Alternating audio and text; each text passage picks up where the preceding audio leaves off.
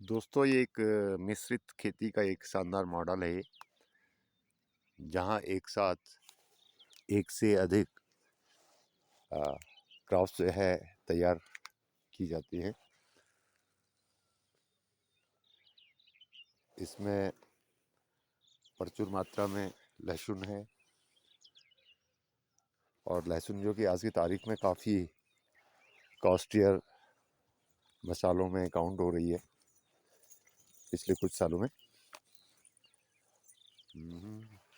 और धनिया भी इसके साथ साथ है।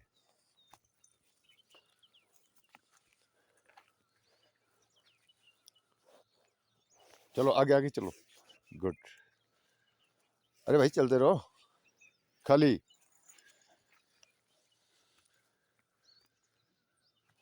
चलो चलो। और दोस्तों ये बैंगन की एक जो खास प्रजाति होती है, जो मल्टी ईयर होती है। हर साल कुछ साल आप इससे अच्छी प्रोडक्शन ले सकते हैं।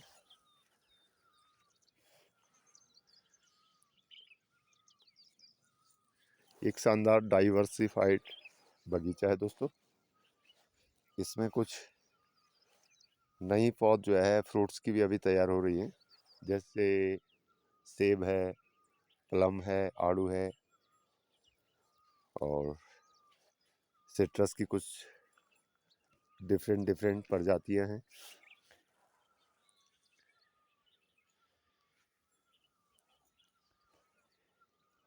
ये दोस्तों धनिया है जो फ्लावरिंग पे है।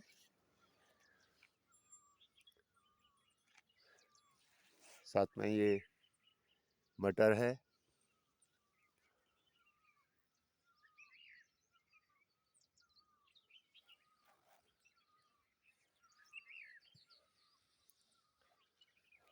दोस्तों पिछले कुछ सालों में प्रकृति के अंदर काफ़ी सारे बदलाव देखने को मिल रहे हैं। इनमें से एक महत्वपूर्ण चीज़ जो है वो है कि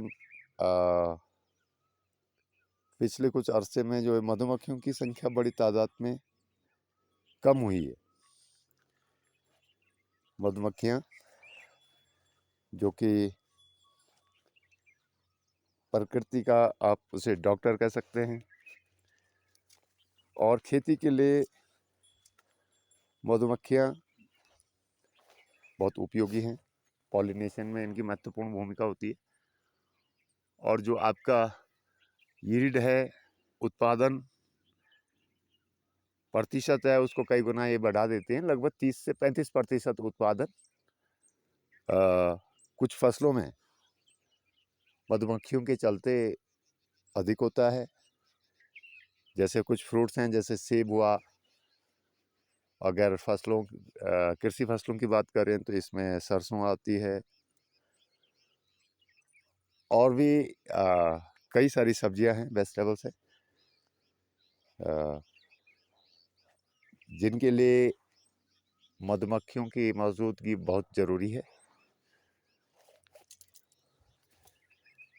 और कुछ चीज़ें हालांकि प्रकृति के लिए कुछ भी अनुपयोगी नहीं होता है, लेकिन कुछ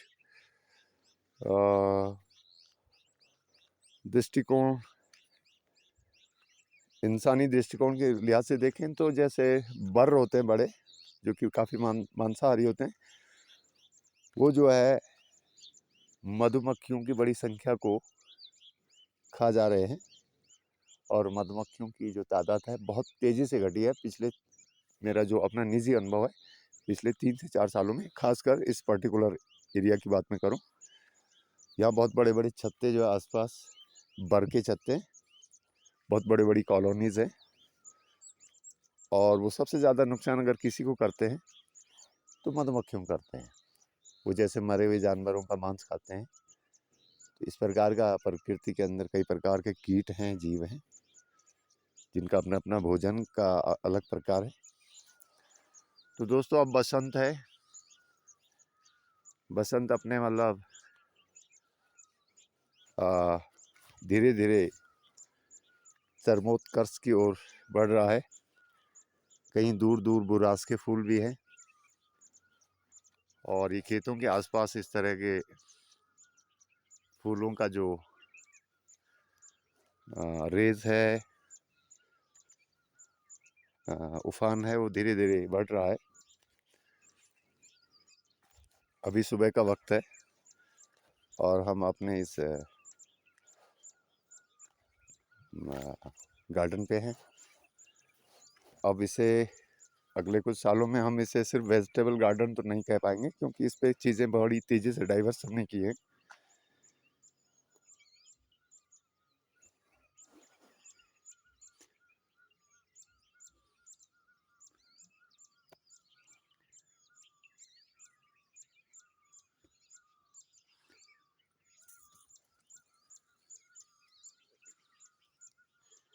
यहाँ पर कुछ सिट्रस के भी मतलब पौधे हैं, जिसमें माल्टा है, नींबू है, और जो यहाँ का लोकल एक बड़ा नींबू होता है जिसे गलगल के नाम से भी जाना जाता, तो तमाम चीज़ों को यहाँ पे प्रयास किया गया है उगाने का। ये दोस्तों सेब की प्लांट्स हैं, साथ में अखरोट भी है। ये दोस्तों आंवला है। ये पिछले साल इसने फल दिए थे, बहुत कम मात्रा में थे हालांकि। धीरे धीरे ये पौधा ग्रो कर रहा है। ये दोस्तों सेब हमारे पास आज की तारीख में लगभग 30 से 35 पौध जो है सेब की यहाँ पे हम डेवलप कर रहे हैं। ये दोस्तों आड़ू है, इस पे फ्लावरिंग इस बार लगभग नदारद है। पिछले साल इसने काफ़ी मात्रा में फल दिए थे। ये काफ़ी बड़े साइज का आड़ू होता है, पीच जिसे हम कहते हैं अंग्रेजी भाषा में अगर कहें।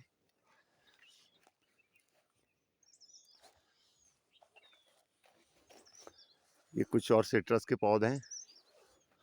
और दोस्तों कुछ हमने यहाँ पे कीवी के भी प्लांट डेवलप किए हैं। ये अब तेज़ी से ग्रो कर रहा है। ये कीवी है दोस्तों। इसके लिए अभी मचान, एक मजबूत मचान बनाना ज़रूरी हो जाएगा। इसमें एक मेल प्लांट होता है और एक फीमेल प्लांट होता है। तो कुल मिला के दोस्तों ये एक डाइवर्सिफाइड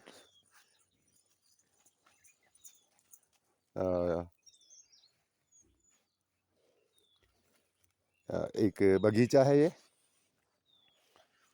तो आप सभी दोस्तों को सुबह के राम राम है। चलो आगे चलो, आगे चलो, आगे चलो, चलो चलो। और ये खासकर ये जो हिमालयन मास्टिफ होता है, कोई भी कुत्ता होता है या कोई भी बच्चा है,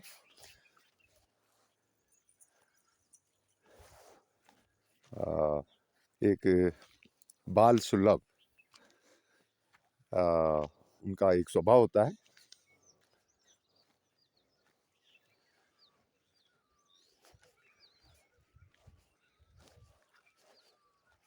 ये दोस्तों सेब है। ये पिछले साल की पौध है जो हमने पिछले साल यहाँ पे लगाई थी और काफ़ी विकसित हो रही है। ये हॉर्टिकल्चर ने कुछ स्थानिक ऑफिस हमारा है, उसने उपलब्ध करवाए थे। ये अखरोट है।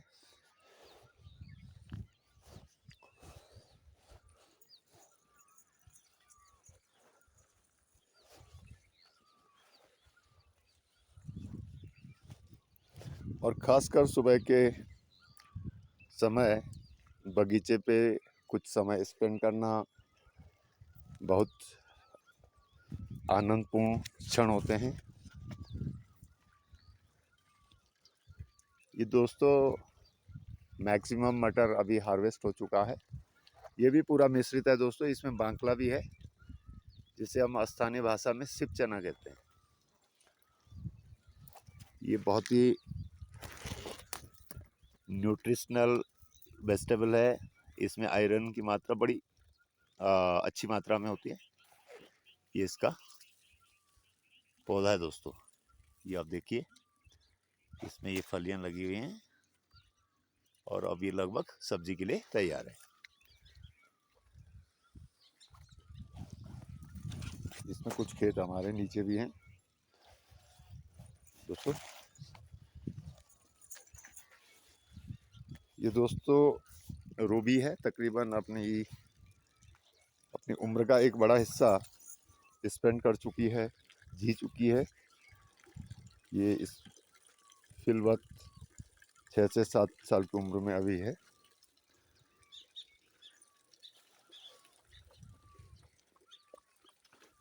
ये इसी का बेबी है, बच्चा है। ये काफ़ी लेंथी डॉग है दोस्तों, काफ़ी अच्छी हाइट है, काफ़ी स्लिम और काफ़ी तीव्र।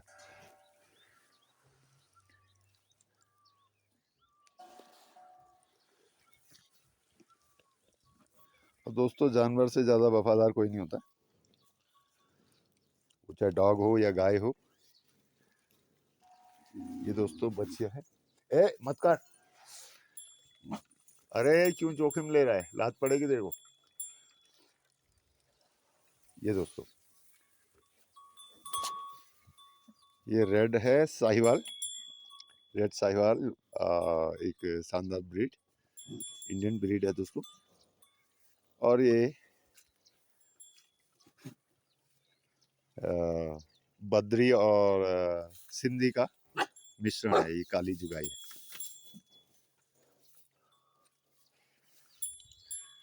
और इस पिल्ले की खास आदत है, ये अपने मतलब जो नटखटपन है उससे बाज नहीं आता है और अक्सर गायों के साथ खेलता है, उन्हें चिढ़ाने का पूरा प्रयास करता है।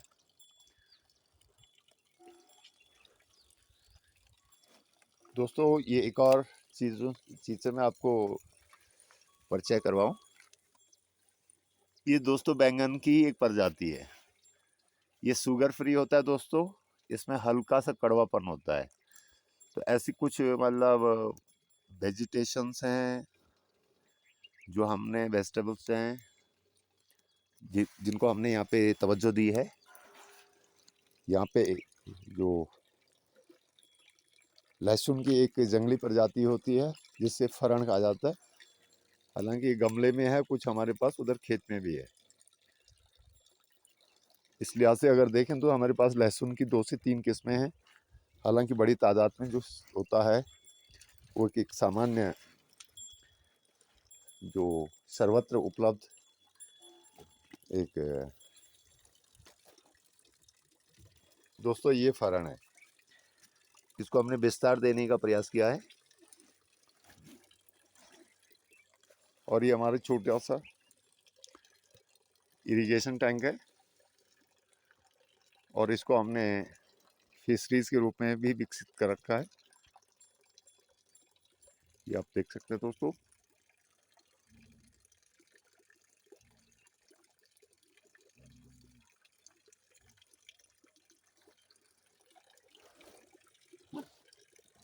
लाल ये हमारी गौशाला है, इसका ये जो बैकयार्ड इसे कह सकते हैं।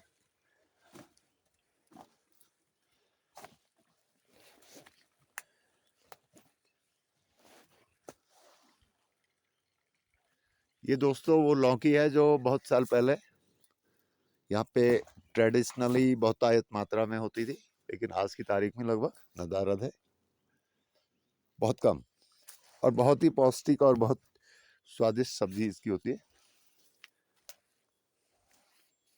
ये दोस्तों लहसुन की एक और प्रजाति है, इसे दोनों भी कहते हैं। बहुत तीखा इसका स्वाद होता है, बहुत तेज खुशबू इसमें होती है। तो दोस्तों कुछ ऐसी चीज़ें हैं जिनसे हम आपको रूबरू करवाएंगे फिर आपका ये छोटी सी विजिट आज हमारे इस बगीचे की। तो दोस्तों आपका दिन बेहतरीन हो, शुभ हो, मंगलमय हो। नमस्कार। वीडियो को यहीं खत्म करते हैं।